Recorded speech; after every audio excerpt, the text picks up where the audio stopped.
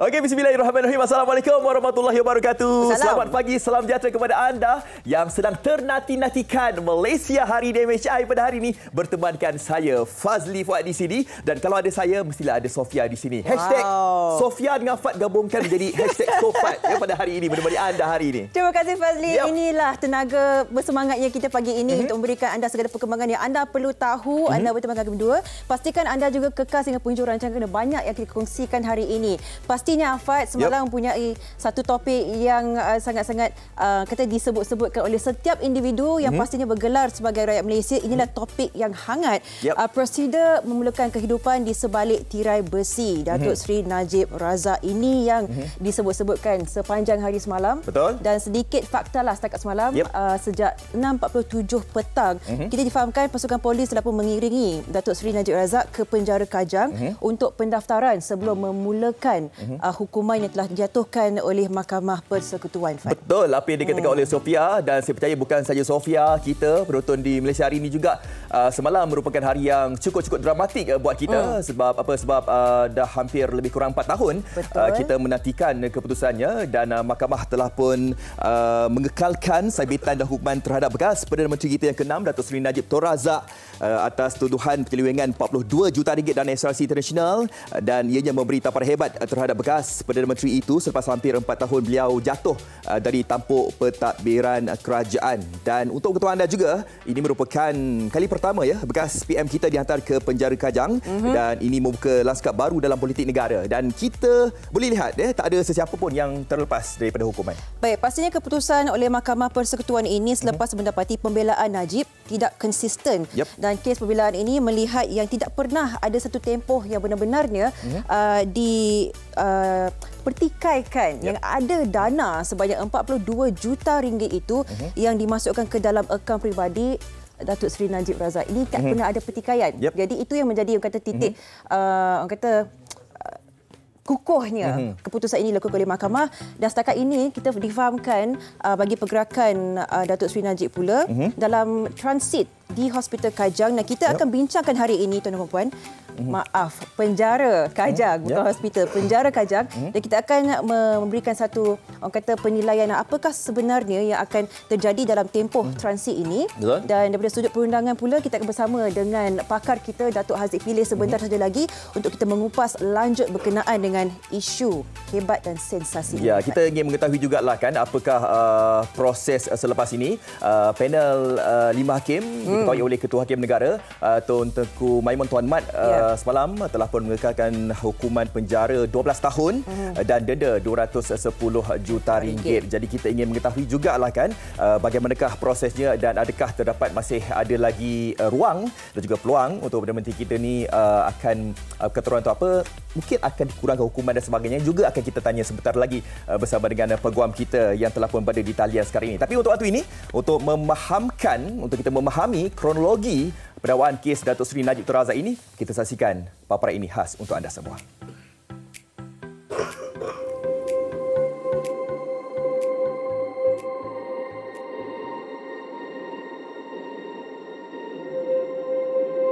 K1MDB di kediamannya dan dibawa ke Ibu Pejabat SPRM di Putrajaya. Dan pada 4 Julai, 3 tuduhan pecah amanah dan 1 tuduhan menyalahgunakan kuasa dana RM42 juta SRC International Sendirian Berhad. Dan di paparan skrin anda ketika ini, pada 3 April, perbicaraan mula selama 58 hari. Dan lanjutan sehingga ke 11 November 2019, Mahkamah Tinggi memerintahkan Najib membela diri terhadap semua pertuduhan. Dan pada tahun 2020 Mac tahun yang sama bermulanya pandemik, pembelaan menutup kes dan disambung semula pada 28 Julai 2020. Mahkamah Tinggi mendapati Najib bersalah ke atas semua tuduhan, dan pada tanggal 30 Julai 2020 Datuk Seri Najib failkan 3 notis rayuan untuk mengetepikan sabitan hukuman penjara 12 tahun dan denda RM210 juta ke atas semua pertuduhan. Dan pada 5 April mendengar rayuan Najib mula didengar di Mahkamah Rayuan, dan pada tanggal tanggal 8 Disember 2021, Mahkamah Rayuan mengekalkan keputusan Mahkamah Tinggi yang mensabitkan Najib. Dan 7 Januari 2022 pada tahun ini, Najib memohon Mahkamah Persekutuan mendengar terlebih dahulu rayuan berkaitan bukti baharu yang ingin dikemukakannya. Dan baru-baru ini 26 Julai 2022, Najib melantik barisan peguam baru diketuai Hisham Teh Potek, Lee Teck Huat dan M. Ruben. 16 Ogos, Mahkamah Persekutuan menolak permohonan pasukan pembelaan untuk memasukkan bukti baru dan tolak penangguhan rayuan utama. Dan 18 Ogos, prosiding rayuan akhir bermula dan semalam 23 Ogos, Mahkamah Persekutuan mengekalkan sabitan hukuman 12 tahun penjara dan juga denda sebanyak 210 juta ringgit kerana Datuk Seri Najib Razak didapati bersalah menyeleweng sebanyak 42 juta ringgit dana SRC International. Ya, itu yang akan kami rungkaikan pada hari ini. Jadi untuk itu terus saja kita bersama dengan peguam yang telah pun berada di talian sekarang ini. Kita bersama dengan Datuk Haziq Pileh. Assalamualaikum Datuk Haziq. Selamat pagi Datuk. Waalaikumsalam. Datuk, terima kasih meluangkan masa Datuk dengan kes yang berprofil tinggi ini disebut-sebut oleh setiap rakyat Malaysia pada ketika ini. Apakah respon Datuk sendiri apabila mendengar keputusan Mahkamah Tinggi semalam, Datuk? Okey, bila saya mendapat tahu tentang keputusan yang diberi oleh Mahkamah Persekutuan. Mahkamah Persekutuan ni adalah mahkamah tertinggi di negara kita ni. Ya. Ada beberapa faktor yang kita harus ambil kira. Sebab ada satu ketika tu Ketua Hakim Negara telah setiap kali bertanya kepada peguam cara Datuk Seri Najib untuk berhujah, tetapi mereka enggan berhujah. So di dalam keadaan seumpama ni, apa yang akan dilakukan adalah pihak mahkamah akan menimbang hujahan-hujahan yang dibuat oleh pihak pendakwa raya. Kerana tidak seperti mana dikatakan oleh Sofia tadi, tidak ada pertikaian tentang kemasukan duit ke dalam akaun beliau. So kalau pada ketika itu peguam-peguam yang dilantik telah berhujah untuk menunjukkan bahawa ada kemuskilan tentang duit yang masuk ke dalam akaun Datuk Seri Najib, mungkin perkara itu mungkin akan membantu mahkamah untuk membuat satu keputusan setelah mendengar hujah-hujah pihak pembelaan. Datuk, keputusan semalam juga membuktikan wujud keadilan dan kebebasan dalam badan kehakiman di dalam negara kita ini. Dan ianya membuktikan bahawa badan kehakiman negara bebas tanpa dipengaruhi pihak berkuasa di dalam politik kita. Jadi, boleh Datuk terangkan tak berkenaan dengan peraturan perundangan mengenai kebebasan mahkamah ini, Datuk? Okey, dia ada 3 cabang. Satu ni parlimen. Parlimen akan membuat undang-undang. Kedua, eksekutif. Eksekutif adalah kerajaan yang sedia ada sekarang. Dan satu, kehakiman. Badan kehakiman. Badan kehakiman sentiasa, kalau mengikut apa yang dikatakan oleh Montesquieu lah, ini dari segi undang-undang, ada 3 cabang ni. Masing-masing tidak boleh menyampur hal, contohnya badan kehakiman. So di dalam kes ni, badan kehakiman, mahkamah paling tinggi di Malaysia adalah Mahkamah Persekutuan, tidak ada campur tangan. So itu adalah satu perkara yang baiklah kalau awak tanya pendapat saya, sebab itu menunjukkan bahawa mahkamah adalah sentiasa bebas daripada apa-apa unsur-unsur sama ada politik dan sebagainya. Yang seharusnya memang ini yang kita ingin lihatlah. Dan Datuk sendiri melihat kes ini, kes Datuk Seri Najib Razak ini kan, mungkin ramai yang tertanya setakat semalam, ada sedikit orang kata kekeliruan di antara bukan saja pihak media tetapi juga rakyat juga ingin tahu adakah terdapatnya prosedur yang agak berbeza untuk kes berprofil tinggi seperti ini, kerana kita difahamkan dalam tempoh transit ini di penjara Kajang, dan adakah terdapatnya orang kata prosedur yang perlu kita tahu berkenaan pengendalian kes seperti ini untuk kemasukan penjara, Datuk? Saya rasa perkara ini saya tak nak buat apa-apa komen sebab Mahkamah Tertinggi telah membuat satu keputusan dan berdasarkan keputusan Mahkamah Tinggi setelah menilai semua bukti-bukti yang sedia ada, mereka telah berpendapat bahawa ada satu kesalahan yang telah dilakukan oleh mantan Perdana Menteri kita. Now, di dalam keadaan itu, mahkamah telah mengambil kira semua faktor-faktor ataupun fail yang dah sedia ada di hadapan mahkamah. Dan saya berpendapat bahawa panel 5 hakim telah sebulat suara menyatakan bahawa Datuk Seri Najib memang bersalah. So di dalam keadaan ni saya rasa warrant committal telah dikeluarkan dan beliau telah dibawa ke penjara Kajang untuk proses pendaftaran.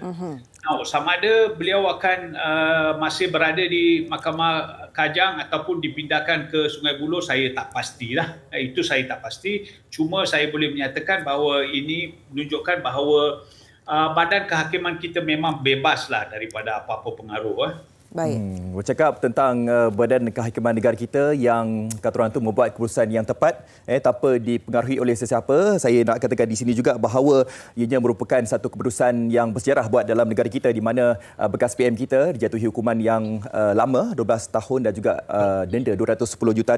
Jadi kita nak tanyakan kepada Datuk lah berkenaan dengan perkara ini dari sudut perundangan dan juga strategik. Ini mungkin salah satu daripada proses kematangan yang berlaku dalam negara kita dan kita tahu bahawa negara kita ini akan menuju ke sebuah negara yang maju. Jadi adakah keputusan ini mencorakkan masa depan negara secara amnya, Datuk? Secara amnya saya rasa itu menunjukkan bahawa badan kehakiman kita memang bebaslah daripada apa-apa unsur-unsur influence ataupun campur tangan daripada pihak-pihak lain. So itu adalah satu tanda permulaan yang baik bagi saya. Itu pendapat saya.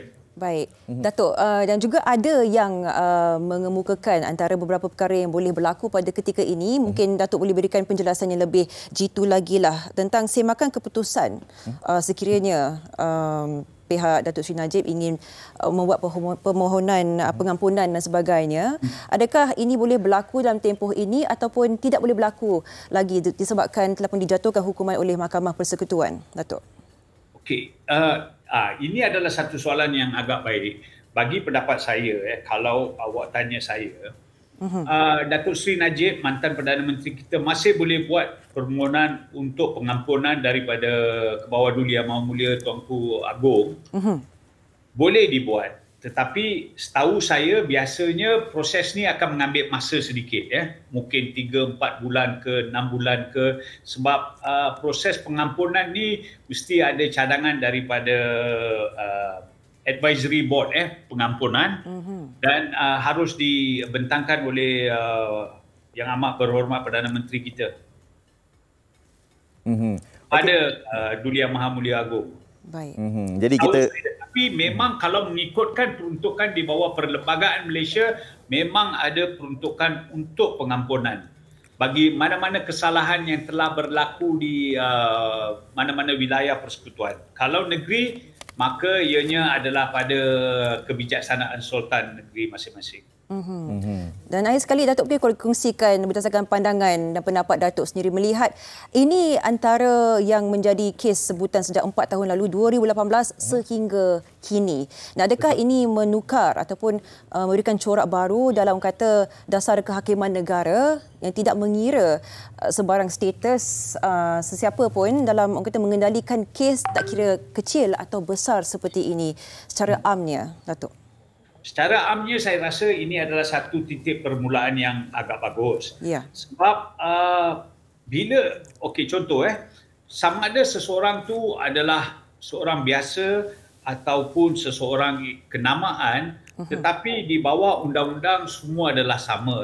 Sebab no man is above the law. Yes. Ataupun tiada siapa-siapa yang lebih tinggi daripada undang-undang. So kalau berdasarkan apa yang dikatakan oleh hakim-hakim yang bersidang semalam di Mahkamah Persekutuan, maka ini menunjukkan bahawa tidak ada taraf sama ada seseorang tu di bawah ataupun seseorang di atas, dan ini memberi satu gambaran yang baik kepada sesiapa untuk menunjukkan bahawa kalau kita melibatkan diri kita dalam mana-mana satu jenayah, maka peruntukan undang-undang akan terpakai.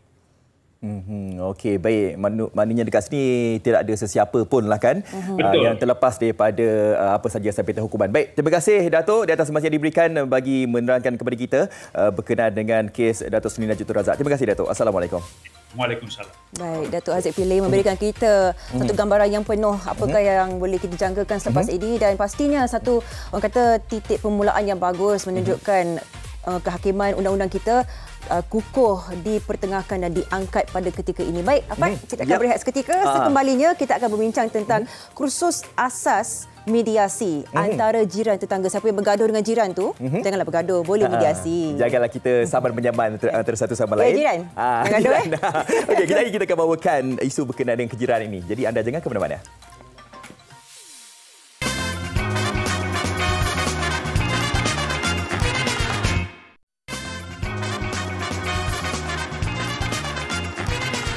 Masih menghidupkan pagi anda di Malaysia hari ini bersama Fazli Fuad dan juga saya, Sofia. Ya, kalau bercakap tentang isu kejiranan ni, kalau ada di antara kita yang ada dalam grup WhatsApp ni, macam-macam lah antara yang didengari.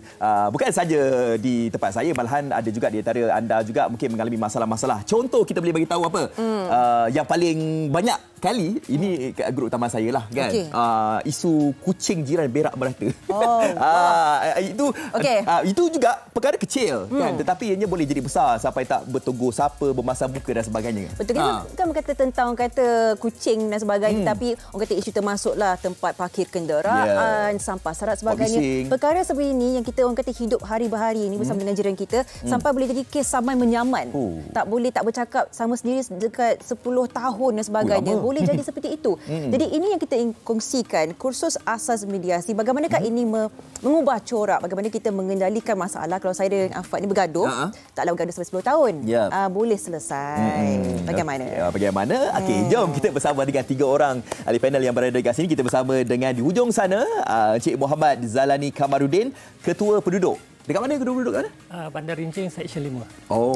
Bandar Rincing dekat Semenyih? Semenyih. Semenyih. Dan di tengah-tengah, Sofia, kita bersama dengan Profesor Ainul Jariah Maidin, Pengarah Program Mediasi IIUM Academy, Universiti Islam Antarabangsa Malaysia, dan Peguam Sivil kita, Puan Siti Nuryani Samsudin. Assalamualaikum. Waalaikumsalam warahmatullahi. Hari ini kita akan membincangkan 3 perspektif. Dari sudut Encik Zalani sendiri yang telah menjalani kursus itu, Profesor pula akan berkongsikan tentang orang kata bagaimana ia boleh memberikan satu perspektif yang cukup berbeza, membantu para penduduk, dan juga Puan Siti Nuryani pula akan kongsikan bagaimana sudut undang-undangnya kalau ingin proceed atau meneruskan dengan orang kata tindakan mahkamah.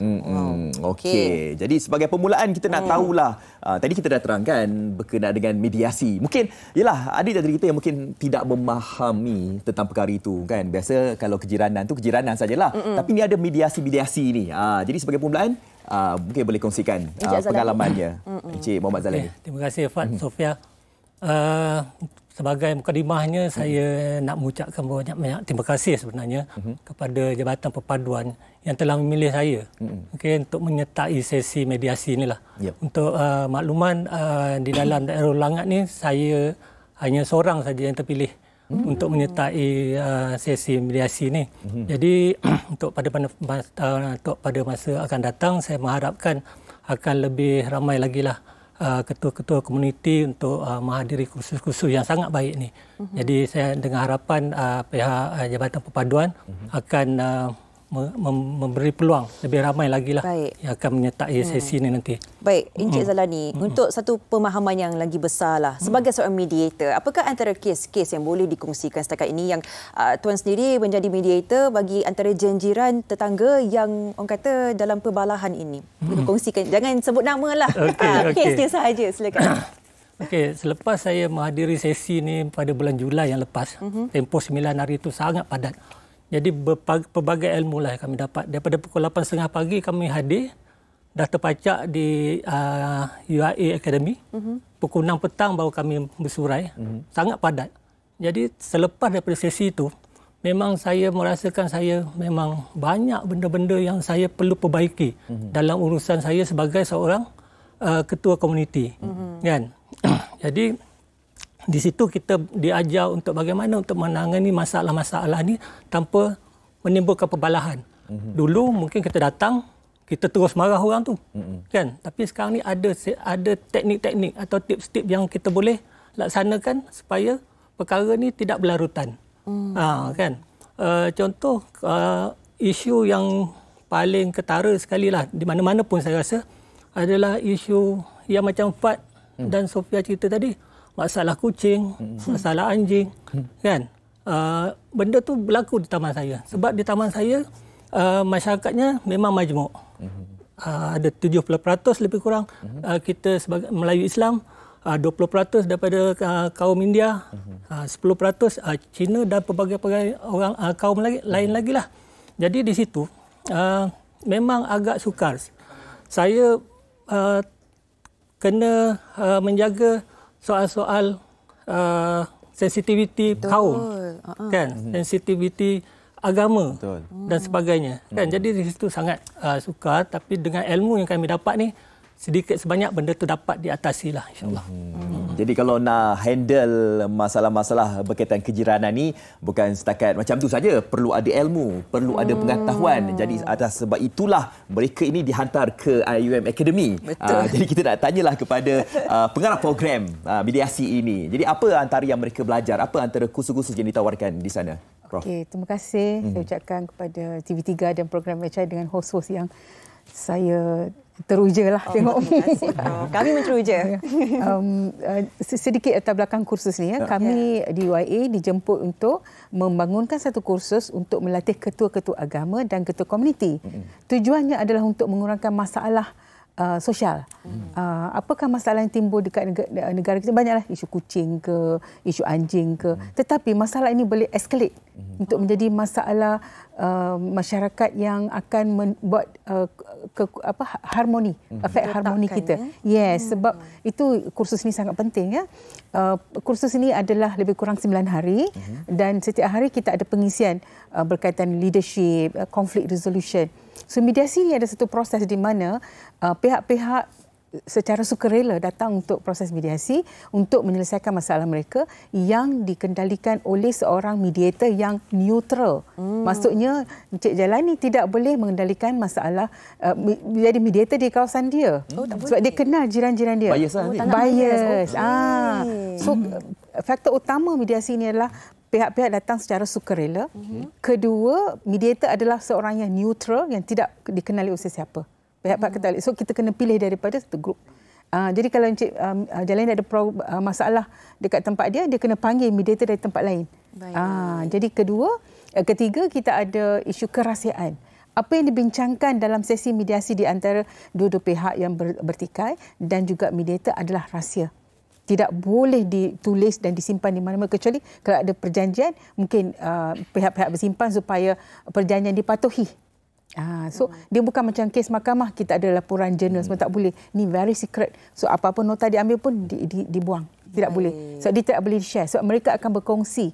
So proses mediasi ini very important sebab dia ada structure dia. Pertama mediator akan mengenalkan diri dia dan bercakap apakah tanggungjawab dia dan juga apakah proses-proses mediasi. Dan ada ground rule. Kenapa kita ada ground rule? Ground rule ni bila satu pihak bercakap, pihak lagi tidak boleh bercakap. Kenapa? Sebab bila dia bercakap dengan emosi, mengeluarkan perasaan dia, kita bagi dia lepaskan. Venting kita panggil. Venting. So bila dia venting, kemarahan dia kurang. Makin reda kan. Bila kita marah anak kita pun lama-lama dia akan reda sebab kita dah keluarkan. So kita lebih tenang. So bila dia tenang, pihak ini kena dengar. Mediator pun dengar. Skill mediator mendengar. Dia kena mendengar dan membuat farafrasa apa yang diceritakan oleh pihak-pihak ini dalam terminologi yang neutral. Dia tak boleh cakap, anda marah ya, tidak boleh. Tidak puas hati ke, tidak senang ke. So mediator ni kena ada kekuatan bahasa. Bakat psikologi pun kena ada. Yes, ada. Kita ada. Sabar juga Perundingan. Kena pada pujuk. Kita ada kursus psychology and counselling. Saya mengajar undang-undang dan juga isu-isu sosial dan juga kita ada 6 hari mediasi. Kita buat simulasi dan semua. Ini perkara panjang ni, nak cerita dalam 3-4 minit susah. Yelah, kursus 9 hari. Betul. Dan pastinya kan antara mediasi-mediasi ni bukan semua berjaya. Kan kita cakap tentang human factor, manusia antara manusia ni. Sekiranya tak dapat diselesaikan pembalahan, penggelutan, pergaduhan itu.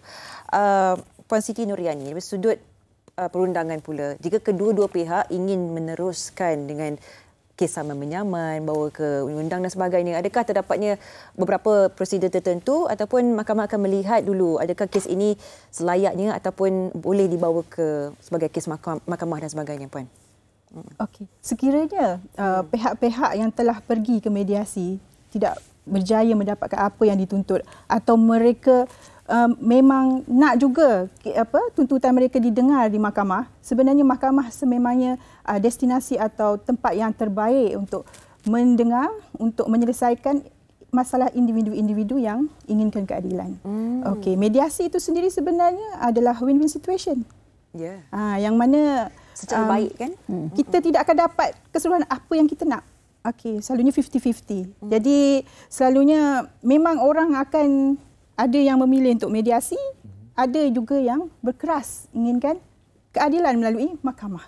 Sebagai contoh, kes buang sampah. Buang sampah? Buang sampah dekat kawasan perumahan. Contoh, sekiranya ada penduduk yang tinggal di kawasan townhouse sebagai contoh, penduduk jiran rumah atas buang cotton bud ke tingkat bawah. Rumah bawah dapat cotton bud. Hari Isnin cotton bud, hari Selasa jatuh pula tulang ayam, hari Rabu sisa makanan, hari Khamis kaca. Cukup seminggu? Macam mana tu? So jadi kalau dalam keadaan begini selalunya orang yang jiran yang begini selalunya dia tidak akan memberikan kerjasama dengan mediasi ini. Selalunya memang perlu pergi ke mahkamah. Jadi apabila kita pergi ke mahkamah, selalunya akan adalah sistem-sistem yang kita kena perhalusi di situ. Jadinya sekiranya tuntutan itu dibawa ke mahkamah, orang-orang yang yang menuntut kepada tuntutan itu perlu memfailkan saman lah dahulu. Okey, sebelum itu kita kena pastikan sama ada tuntutan untuk ganti rugi khas, ganti rugi am. Sebab kalau dalam mediasi kita hanya untuk berbincang untuk menyelesaikan masalah yang simple, yang maksud saya bukanlah simple, maksud saya tidak ada untuk ganti rugi yang jelas. Jadi jika kita bawa ke mahkamah, kita akan tentukan ganti rugi khas, ganti rugi am dan juga ganti rugi tauladan. Jadi ada satu lagi yang mediasi tidak dapat memberikannya adalah injunction. Injunction ni adalah satu proses yang mana kita dapatkan dari mahkamah untuk menahan atau menghalang jiran kita daripada meneruskan perbuatan terkutuk dia itulah, iaitu jiran kita yang tak elok itulah. Macam tu. Mungkin ini untuk kes-kes yang kata membabitkan keselamatan, pecahkan orang kata harta barang kediaman kita dan sebagainya. Mungkin khianat kan. Ini mungkin antara yang menjadi yang dibawa ke mahkamah lah. Tetapi sebaiknya kita ingin melakukan mediasi untuk kes-kes yang boleh diselesaikan. Encik Zalani, antara yang orang kata perkara penting lah sebagai seorang mediator bila untuk menyelesaikan sebagai orang tengah, sebagai orang yang neutral menyelesaikan masalah dua jiran ini. Contoh saya dan dia bergaduh dekat 10 tahun. Dia bagaimana antara kaedah Encik Zalani sendiri untuk menyelesaikan pergelutan antara dua individu yang dah lama berlarutan ni? Jadi sebelum sampai ke di mana saya perlu berada tu, dia orang akan call lah biasanya. Kan dia orang ada masalah contohnya kan. Bila saya berjumpa dengan dia orang, perkara yang paling saya kena bersedia daripada rumah adalah untuk memastikan yang saya ni bersabar yang kuat. Kena ada kesabaran kuat. Kan? Jadi apabila kita pergi sana, kita insya-Allah kita dapat menangani masalah ni dengan tenang lah. Walaupun macam Prof Ainul kata tadi, saya kena berlaku adil. Okey. Untuk dua-dua pihak ni tadi. Tapi untuk pihak di tempat lain lah sebenarnya sepatutnya. Tapi untuk dalam komuniti saya dah cuba tiur walaupun dia mengenali saya, tapi saya kena pastikan yang dua-dua ni mendapat keadilan yang sama. Kan? Jadi kita kena bercakap dengan tenang, kan, dengan baik, kan. Jadi dua-dua pihak ni kita jangan provoke dia dengan perkara-perkara yang boleh menyebabkan dia orang ni berbalah lagi. Kan? Jadi macam saya terpaksa gunakan teknik mediasi itu tadi untuk dua-dua pihak ni mencapai dia punya titik persamaan tu tadi. Kan? Jadi apabila benda tu saya dapat capai, dua-dua pihak ni akan dapat menyelesaikan masalah ni dengan baiklah. Alhamdulillah. Tapi Prof Ainul, kalau ikutkan di sini bercakap tentang kejiranan ini, ada pihak-pihak kejiranan ataupun JMB sendirilah kan. Sebenarnya mereka pun ada juga membuat proses sebegini rupa. Mereka menghimpunkan antara komuniti, buat meeting dan sebagainya bagi menyelesaikan isu-isu penduduk. Tetapi kita nak tahulah tentang proses mediasi yang ditawarkan daripada Akademi IIUM ini. Apa antara kelainannya, kelebihannya yang mungkin kita tidak dapat di luar, kan? Nak tahu juga kan. Kadang-kadang ada orang cakap, ini kita buat juga. Apa beza dia? Apa bezanya, apa spesialnya IIUM Academy? Proses perundingan kita ni dulu, dari zaman dulu penghulu, macam ketua kampung, macam ketua-ketua komuniti akan menyelesaikan. Tetapi selalunya a bit prejudice lah, one-sided jugalah. So dia kenal each other. Kadang tak ada sangat. Kita tengok cerita Hindustan pun sama juga, duk bawah pokok kan. Itu dah ada dulu, zaman dulu. Dia lebih kepada yang atas dapat better kan. Tapi mediasi ni pula win-win situation di mana kursus kami mengikut standard National Australian Mediation Standard. Memang kita ambil international standard sebab kami mandatkan oleh Kementerian Perpaduan untuk membuat kursus ini, dan kita ambil kira semua isu sosial, keagamaan dan juga perlembagaan persekutuan tentang social contract. Masa kita gubal kursus ini memang kita ikut. So bila kita masuk satu, katalah mediasi, kita ada satu pihak daripada beragama Islam, lagi satu pihak beragama Buddha. So kita ada co-mediation. Co-mediation means ada dua mediator, seorang beragama Islam dan seorang Buddha. So bila mereka buat role play co-mediation, mereka dapat memastikan yang pihak ni dapat tahu ada orang Islam dan juga orang Buddha. So dia adil. So kita ajar keadilan sama rata untuk semua agama dan semua kaum. Dan kursus ni important in the sense that mediator ni adalah seorang yang terlatih dengan etika-etika dia. Mediator kena mengikut proses dia. So kalau tak berjaya, mereka boleh ke mahkamah. Mediator boleh call off the session atau pihak-pihak berkata, kami tidak mau go together with the session. Tapi 85% cases solve lah. Kalau di Australia, mediation digunakan untuk semua isu kecuali kes jenayah. Baik. Dengan itu menunjukkan nombor yang sangat bagus lah. 85% tu bagus tu. Dan akhir sekali Puan Siti Nuriani, sebagai kita penutup kata lah, bagi mereka yang akan menjalani mediasi ataupun mereka yang tak nak mediasi, ingin terus ke mahkamah, apakah antara nasihat yang boleh diberikan untuk kita hidup berjiran ni, macam mana kita menyelesaikan masalah kita dari hati, bukan sekadar nak ego menang saja. Silakan Puan. Okey, nasihat saya kepada penonton semualah. Ya, sekiranya anda rasa anda ada hak yang untuk dipertahankan, okey, silalah buat tindakan yang betul, iaitu pergi ke mediasi. Yang pertama, sekiranya perkara itu boleh diselesaikan di mediasi. Tetapi sekiranya anda merasakan yang orang yang anda jiran yang anda itu jiran yang tersakiti itu, okey, jadi anda perlulah teruskan dengan tindakan di mahkamah. Itu yang lebih. Apa hukuman kalau misalnya kata bawa ke mahkamah ni? Sama penyaman ni. Kalau di mahkamah, dia tidak sama dengan hukuman yang untuk di bawah akta kesalahan kecil. Akta kesalahan kecil hanya untuk denda. Tetapi di mahkamah dia lebih luas. Lebih luas tu maksudnya tuntutan kita tu lebih luas, iaitu ganti rugi untuk mendapatkan ganti rugi khas, ganti rugi am tu. Contoh ganti rugi khas, kalau contoh ada penduduk yang parking depan rumah. Okey, lepas tu sampai orang nak bersalin pun tak boleh nak pergi hospital. Okey, sampai menyebabkan kematian bayi dalam kandungan. Semua tu ada kos di situ. Begitu juga kalau kebakaran. Besar kes ni. Parking tak boleh, bomba tak boleh masuk. Macam mana tu? Terbakar satu rumah, tu semua kos semua. Dalam mediasi tak dapat diselesaikan lah. Melalui court yang paling the best.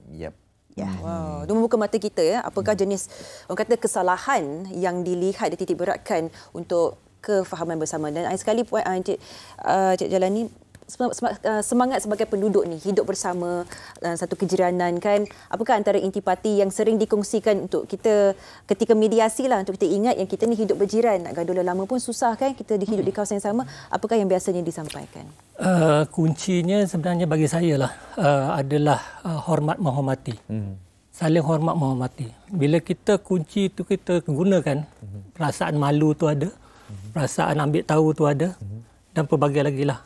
Supaya kita hidup, kadang kita kena bertoleransi, kena lebih bertoleransi. Baik. Jadi daripada segi situ, maknanya apa saja yang kita buat, kita ada perasaan malu tu, benda yang tidak baik, kita tidak akan lakukan. Itu pada pandangan saya lah. Okey. Apa key point kat sini, setiap permasalahan itu ada jalan penyelesaiannya kan. Lebih-lebih lagi dengan kursus yang ditawarkan daripada pihak Akademi IUM ni, iaitu kursus asas mediasi ini, kita harus ambil juga lah kan.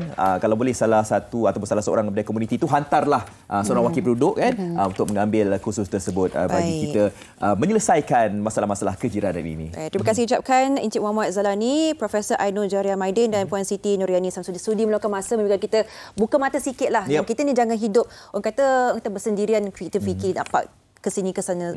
Sedangkan kita tahu bila ada kecemasan, emergency boleh mengakibatkan kesusahan terhadap orang lain. Betul. Itu yang menjadi isu di situ. Satu lagi, kalau ada masalah-masalah janganlah kita maki-maki terus, marah dan sebagainya. Berbincang dulu lagi elok kan. Dah tak boleh bincang, dah kata orang tak boleh settle, jumpalah dengan pembuat balik kat sini juga. Okey, baik, terima kasih ketiga-tiganya. Kita akan berehat seketika. Sekembalinya banyak lagi pengisian hanya di Malaysia hari ini.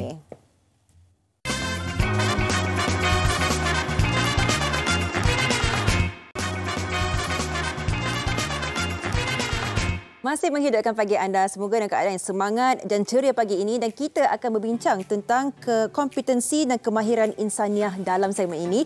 Saya terus bersama dengan Profesor Insinyur Teknologis Dr. Ahmad Asari Sulaiman, Pengarah UTACTIUM Sendirian Berhad. Assalamualaikum, Prof. Waalaikumsalam warahmatullahi wabarakatuh. Terima kasih meluangkan masa. Mungkin Prof boleh terus kongsikan bersama kita, apakah yang perlu kita tahu tentang kompetensi dan kemahiran insaniah ini? Okey. Bismillahirrahmanirrahim.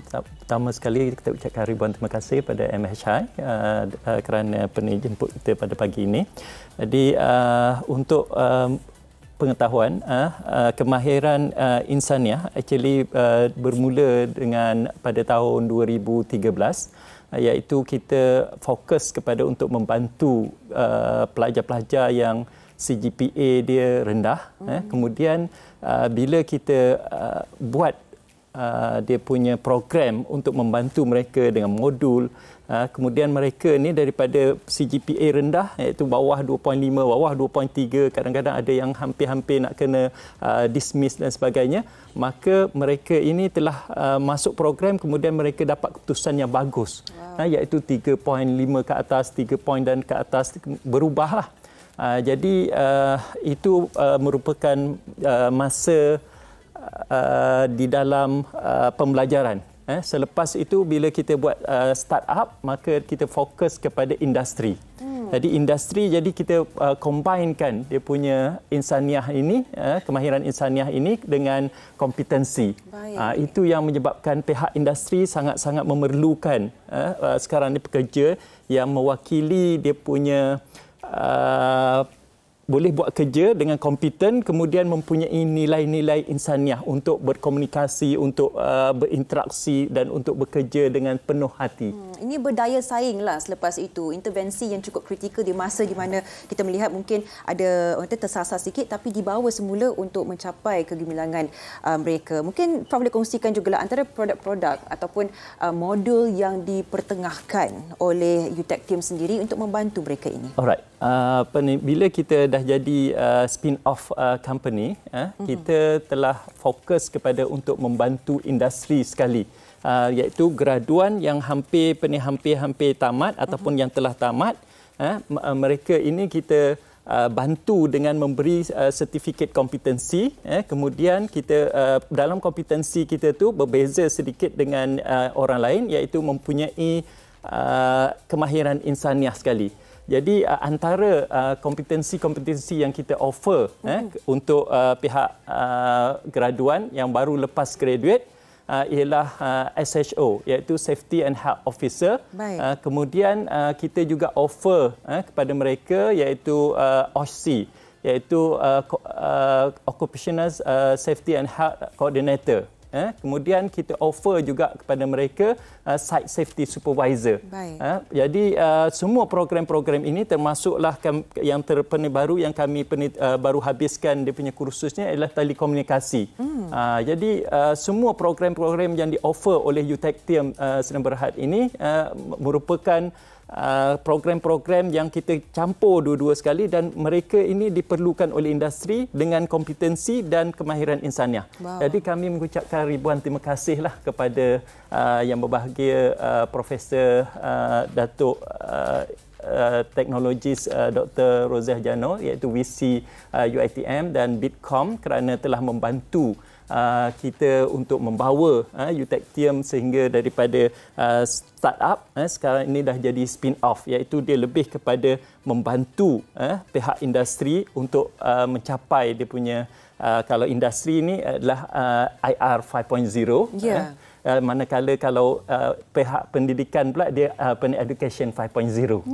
Gitu. Ini kita selari dengan orang kata haluan yang dipilih dan bukan itu saja kompetensi itu juga dipertengahkan supaya mereka diberdaya saing, diperlukan oleh industri itu sendiri dan juga ada sijil yang diiktiraf bagi mereka ya. Ya betul. Actually sijil-sijil yang kami offer yang kita namakan sebagai kompetensi dan profesional ni adalah sertifikat ataupun sijil-sijil yang diiktiraf oleh DOSH ataupun JKKP. DOSH ni adalah Department of Occupational Safety and Health dekat Malaysia. Dia akan mengiktiraf dan dia kuasakan peraturan-peraturan keselamatan untuk industri sama ada semua industri lah sama ada sektor perkilangan sektor perkhidmatan dan sebagainya dan yang terbaru adalah OSCE lah. OSCE ni diwajibkan akan diberi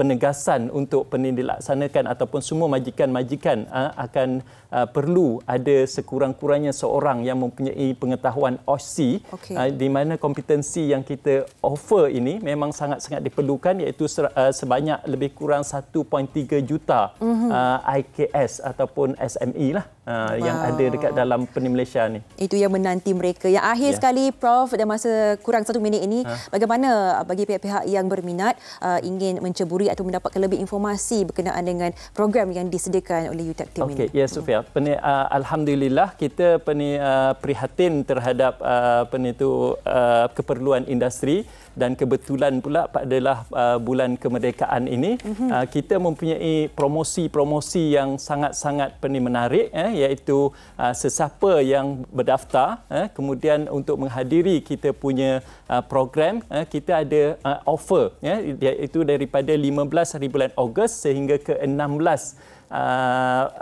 September iaitu sehingga ke Hari Malaysia. Jadi untuk kemerdekaan kali ini iaitu tahun ke-65 ini kita bertemakan keluarga Malaysia ini.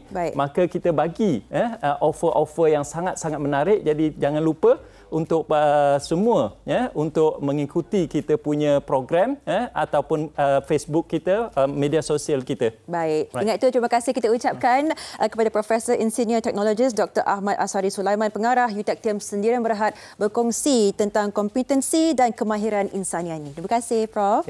Dan kita akan berehat seketika. Sekembalinya kita akan bersama dengan Fazli Fuad, rakan saya, berbincang tentang Box of Hope versi digital. Segalanya di MHI.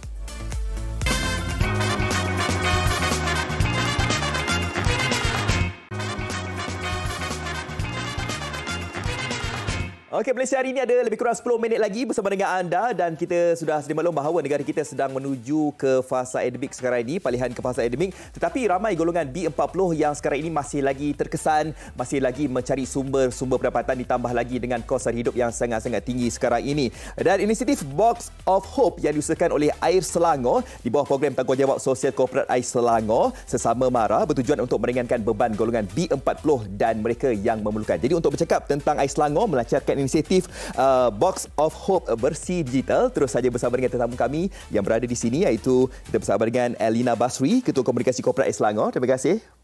Dan juga di ujung sana kita bersama dengan Encik Johanna Khalid, Ketua Pegawai Eksekutif Yayasan Food Bank Malaysia. Untuk permulaan ini kita nak tanya kepada Cik Elina sendirilah kan berkaitan dengan program CSR ini, Sesama MARA ini. Mungkin boleh jelaskan? Boleh. Terima kasih Fazli.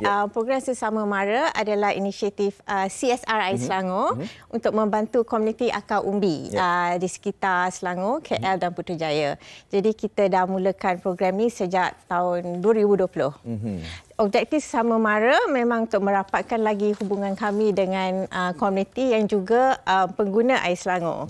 Menerusi program ini, kami membantu kumpulan B40 yang terkesan oleh pandemik COVID-19 yang mempunyai kekangan hiduplah akibat kos kehidupan yang kian meningkat.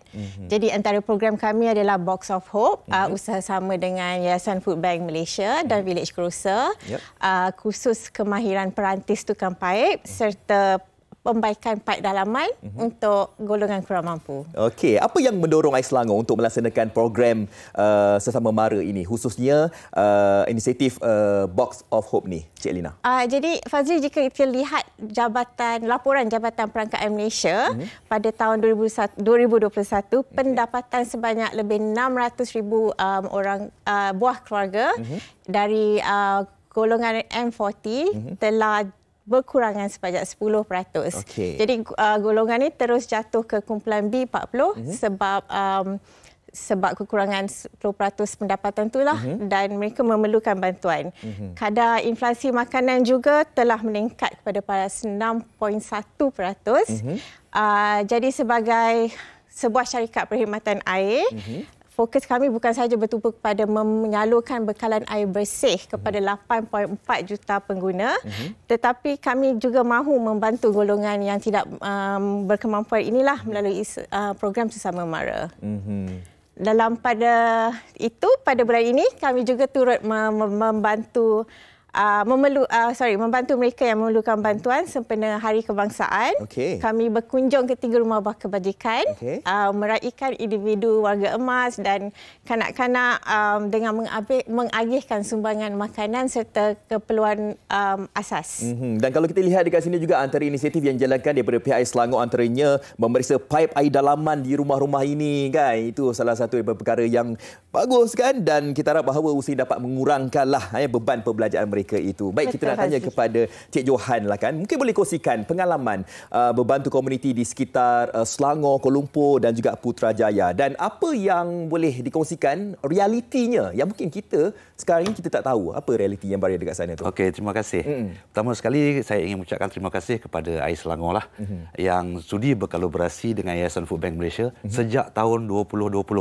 So sepanjang 2 tahun ini kita berprogram Sesama Mara dalam inisiatif Box of Hope bersama Village Grocer. Kita boleh tengok golongan B40, mereka adalah B40 sebelum pandemik berlaku. So, mereka mendapat sumbangan dan bantuan berkala daripada jabatan-jabatan kerajaan. Selepas berlaku pandemik COVID-19, sumbangan mereka bertambah. Semua orang memberi perhatian kepada mereka. Tetapi yang kita tidak nampak, kita tidak berapa sedar adalah golongan M40 yang menjadi B40. Mereka ini kurang diberi perhatian oleh berbagai pihak. Dalam atas banyak faktor lah. Kerana mereka duduk di rumah teres, ada kereta dan hidup rumah ada aircon. Jadi tidak ada yang memberi perhatian kepada mereka. Mereka hidup ni lebih tertekan. Daripada golongan inilah yang berlakunya tekanan dalam hidup, yang berlakunya penderaan dalam keluarga, penderaan keluarga, anak dan sebagainya. Jadi kita sekarang ni bila endemik, keluarga ini dah mula bangun dan B40 pula yang mula tertekan kerana kurang dapatnya bantuan bermasa ini. Jadi inisiatif daripada Ais Selangor ini banyak membantu mereka. So contohnya kita seperti mana yang B40 yang paling terkesan yang pernah kami jumpa adalah OKU yang OKU Saraf, dia hidupnya bongkok, naik motosikal roda 3 di sekitar Pasar Borong dan mempunyai anak 12 tahun dan mengutip barang-barang yang boleh dijual dan mengharapkan sumbangan daripada peniaga-peniaga sayur-sayur lebihan untuk mereka. Kita syukur dapat ditemui oleh dalam program Sesama Mara Ais Selangor dan memberi manfaat kepada keluarga ini. Alhamdulillah. Okey, kita nak tahulah kan sebab sekarang ni Ais Selangor banyak inisiatif yang dijalankan, antaranya adalah inisiatif terkini Box of Hope versi digital. Mungkin boleh kongsikan Cik Lina. Boleh. Box of Hope versi digital ini kami telah lancarkan baru-baru ini untuk memudahkan lagi orang ramai turut membantu kami menyalurkan bantuan kepada yang memerlukan lah, especially golongan B40. Mereka hanya perlu ke laman web kami aiselangor.com/boxofhope. Bantuan makanan ini kami akan agihkan kepada penerima di bawah Yayasan Food Bank Malaysia. Namun begitu, orang ramai juga boleh memberi bantuan bagi menyalurkan sumbangan di 5 Box of Hope di Village Grocer seperti yang tertera di skrin sekarang lah. Okey. Baik, yang terakhir sekali Cik Johan, apa mungkin harapan mungkin boleh dikongsikan tentang program ini? Dapat ini adalah orang kata awareness, sedaran daripada orang ramai tentang selepas endemik ini, golongan B40 akan kembali seperti sebelum sebelum pandemik berlaku. Kehidupan mereka lebih memerlukan pandangan daripada kita, memberi perhatian daripada kita. So mudah-mudahan orang ramai akan mengulurkan sumbangan melalui program Box of Hope Air Selangor. InsyaAllah. Okey, Cik Lina, mungkin sikit boleh kongsikan? Boleh. Berdasarkan impak positif yang kami dapat setakat ini, memanglah hasrat kami untuk meningkatkan jumlah bantuan sumbangan supaya kita boleh terus menolong lagi ramai orang. Jadi kami memang memohon jasa baik orang ramai untuk sama-sama membantu golongan yang memerlukan ini melalui program Box of Hope. InsyaAllah. Okey, saya mewakili semua yang telah pun mendapat bantuan ingin ucapkan terima kasih kepada Air Selangor yang membantu kami semua, khususnya untuk golongan-golongan B40. Jadi kepada anda semua yang ingin mendapatkan bantuan, okey, boleh saja ke laman seseorang mereka iaitu di www.airselangor.com/boxofhope. Baik, terima kasih diucapkan kepada kedua-duanya. Terima kasih Encik Elina, Ketua Komunikasi Korporat Air Selangor, dan di ujung sana terima kasih diucapkan kepada Encik Johan Khalid, Ketua Peguam Eksekutif Yayasan Food Bank Malaysia untuk memberkatakan tentang Air Selangor melancarkan inisiatif Box of Hope versi digital. Okey, terima kasih kedua-duanya. Kita terus saja bersama dengan Sofia di ujung sana. Silakan, Sofia. Terima kasih Afad. Mari ke sini. Dengan itu, kita dah sampai ke penghujung rancangan. Kami harapkan agar perkongsian kita hari ini mampu memberikan anda banyak manfaat, perkembangan terkini, apa pun kita tahu tentang perundangan di Malaysia dan juga undang-undang antara jiran tetangga. Ya, betul tu. Okey, pada esok hari kita dah bercakap tentang nampak mata dari kerana mata. Itu lagu. Ke mana ke hati? Tapi besok kita nak bawakan untuk anda berkenaan dengan katarak mata. Apa yang perlu kita tahu dan cara penjagaan mata kita. Terima kasih bersama kita di MHI. Saya Sofia. Saya Afad. Jumpa lagi nanti. Assalamualaikum. Bye.